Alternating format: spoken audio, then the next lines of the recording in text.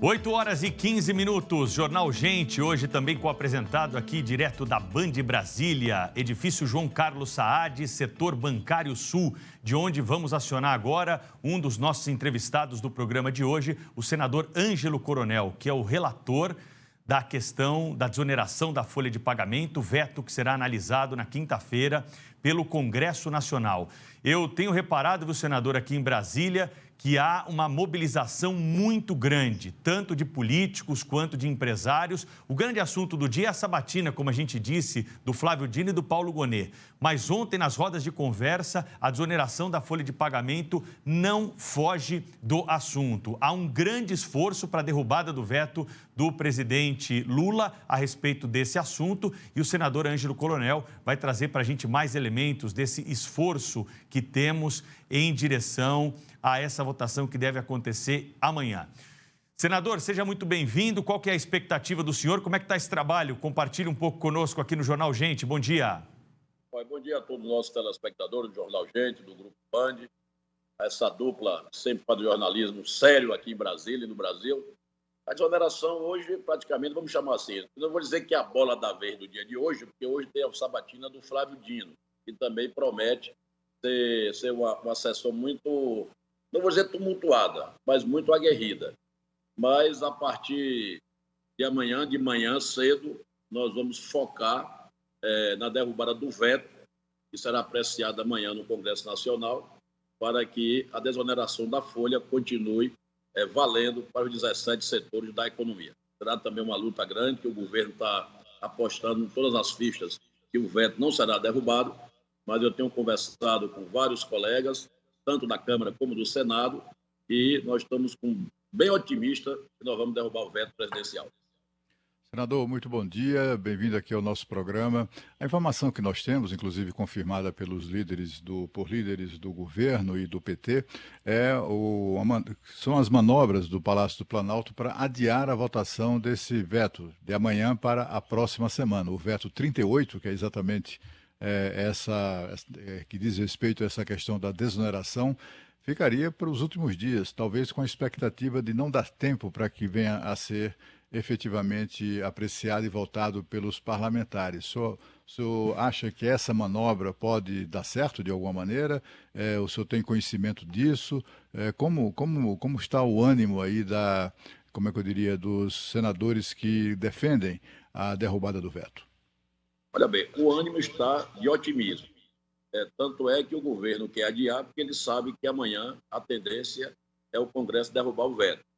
Mas eu não tenho fé que vai prosperar essa mudança de data, porque, na verdade, a semana que vem é a última semana aqui antes do recesso, já tem senadores que vão ficar votando no remoto e nós temos que matar esse assunto essa semana para que dê tempo ainda a sanção presidencial. Para não acontecer o que aconteceu no governo passado, onde foi sancionado praticamente na virada de um dia para outro. Então, nós vamos ter que ter aí uma certa folga para que, após o voto, eles venham para a sanção. Mas nós temos fé que nós vamos conseguir essa vitória, vamos assim falar, porque é um setor que emprega muito no Brasil e nós precisamos apoiar quem gera emprego, quem gera renda para o nosso país. Além do mais, eu sei que não é um tema muito falado, mas ainda tem a desoneração da folha das prefeituras, também de 20 para 8. Vai ser uma mobilização grande de prefeitos a partir de amanhã, também, como eu sei também que os empresários vão começar a se mobilizar a partir já de hoje. Então, com essa mobilização conjunta, a gente vai conseguir derrubar esse veto. Senador, o governo tem sinalizado a intenção de apresentar um projeto alternativo à desoneração da folha de pagamentos. Até agora não o fez e ontem o líder do governo no Congresso, o senador Randolfo Rodrigues, disse que isso poderia sair via medida provisória. Ou seja, foi um projeto aprovado pelo Congresso, vetado pelo presidente e o governo agora aventa a possibilidade de baixar uma MP mudando aquilo que foi decidido pelo Congresso Nacional. Queria saber como é que o senhor recebe isso e se o senhor tem alguma pista de qual é a ideia do governo para essa proposta alternativa. Olha, o governo vem anunciando, mas até então nada de concreto, só conversa de bastidores, vaza aqui, vaza acolá.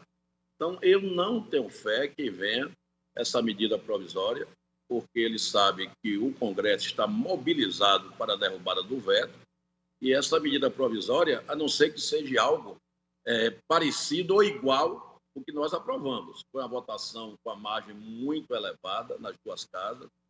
O governo já está tendo dificuldade de aprovar a medida provisória 1185, que é a medida também que anunciam que vai gerar caixa de 34 bilhões em 2024.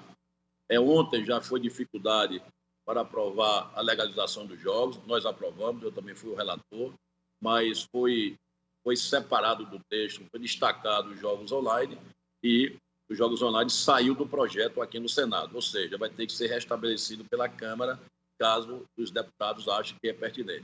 Então, são 3 pautas pesadas para o governo. Foi a de ontem, nós temos a pauta da desoneração amanhã, ainda tem a 1185, além do orçamento. Tudo isso está uma dependendo da outra. Então, eu não acredito que venha nenhuma medida provisória. Tem uma altura dessa, faltando menos de 24 horas para a gente começar a votar a derrubada do veto, o governo arranjar paliativo agora, não dá. Vamos trabalhar para continuar o jogo como está e derrubar. Senador, Senador, a grande questão agora está relacionada ao quórum, né? Pelo que a gente apurou aqui, para a abertura da sessão do Congresso amanhã, porque um quórum para a derrubada de veto é diferente. O senhor tem aí a convicção que essa vai ser a prioridade? Se a sessão for aberta, isso vai ser colocado em pauta rapidamente na sessão de amanhã? Olha, aqui no Senado, nós ontem tivemos um quórum de 75 senadores, um quórum excelente, dos 81, só 6 que estavam viajando de licença médica. Então, pelo Senado, nós vamos ter quórum suficiente. A Câmara também, eu tenho um filho, por exemplo, que é deputado federal, ele também está lutando pela derrubada do veto, ele diz que a Câmara também está mobilizada. Então, eu acredito que com a mobilização das duas casas, esse veto deve ser, não for o primeiro item de pauta, vamos tentar invertê-lo para ser, mas logo no início, enquanto o quórum ainda está marcando uma presença absolutamente favorável à derrubada.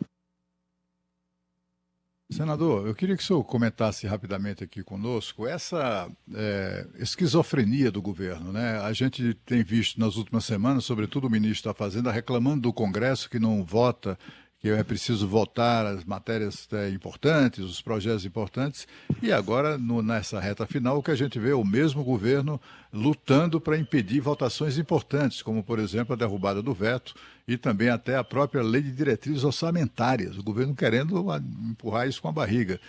Como é que o senhor vê isso, né? É uma evidência de que o governo está fraco do ponto de vista numérico da bancada? O que é que explica esse comportamento tão conflitante?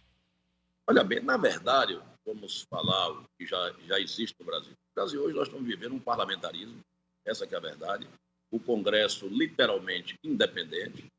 O governo tem uma bancada que são, assim, vamos dizer, 100% do governo, que é muito pequena. A maior parte dos senadores e deputados estão mais para o lado da independência. Então, essas pressões existem todos os dias. As lideranças mais aliadas do governo, vamos assim chamar, ficam todo dia pressionando para a gente dar coro, para a gente votar. Mas acontece que são projetos também polêmicos, que mexem com a sociedade, mexem com o povo brasileiro. Quando você fala em aumentar impostos, isso vai repercutir aonde? No bolso do brasileiro. Porque se você aumenta impostos, nenhum empresário vai bancar o imposto. Ele vai repassar para o seu preço. Então, se ele repassa para o preço, quando você vai comprar no supermercado, numa loja, uma camisa ou qualquer item, você vai pagar mais caro. Então, essa desoneração, ela tem que acontecer para que os preços fiquem controlados ou, pelo menos, não haja uma alta fora do normal. E eu não tenho a menor dúvida se, por acaso, essa desoneração não passar, quem vai pagar essa conta é o povo brasileiro. Não tenho dúvida disso. Agora, senador, a gente viu um processo muito semelhante em 2021, exatamente nessa época do ano, quando a prorrogação da desoneração da folha de pagamentos foi aprovada pelo Congresso e foi vetada pelo então presidente da República, Jair Bolsonaro. O veto foi para o Congresso derrubou o veto. Dessa vez aqui, nesse processo de aprova, veta e derruba o veto, o senhor está vendo alguma coisa diferente? Tem uma tensão a mais no ar, senador? Olha bem, você falou uma coisa certa. 2021 está sendo hoje retratado agora em 2023. Mesma coisa. Houve a derrubada houve o veto, o Congresso derrubou o veto, e vai terminar acontecendo de novo essa novela, esse filme.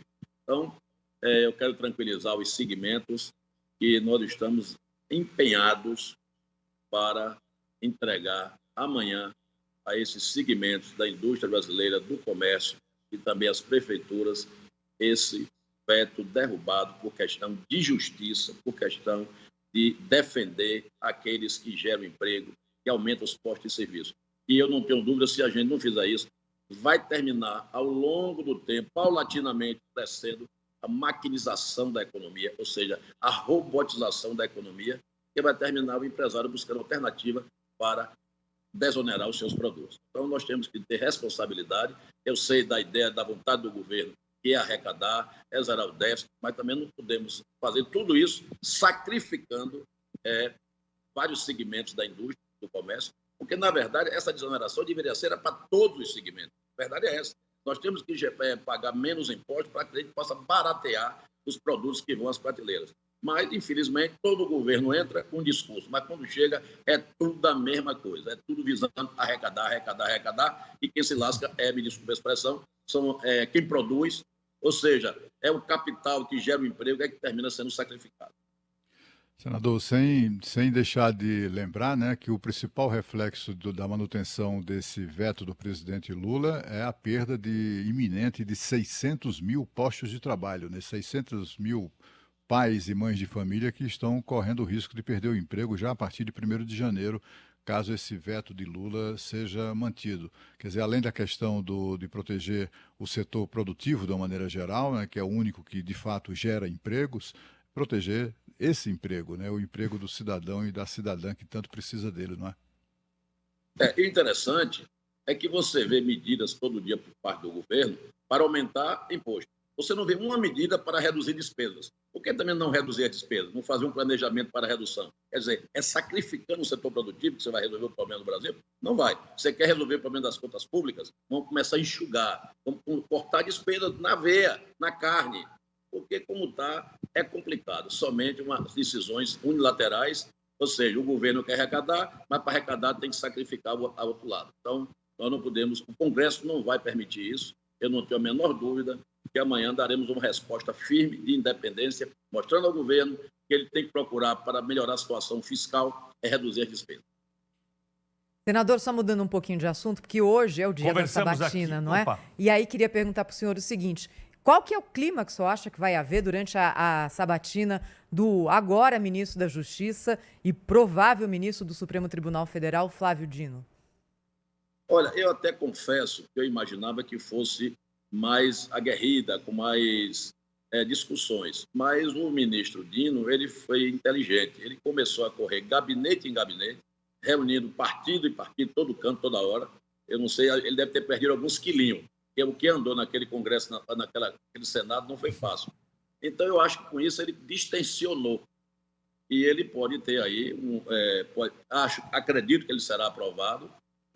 Não sei também se com essa margem larga de votos que menos do governo imagina, mas voto suficiente para ele ser aprovado, acredito que terá. Pela essa atuação, dessa atuação dele nessa pré-sabatina.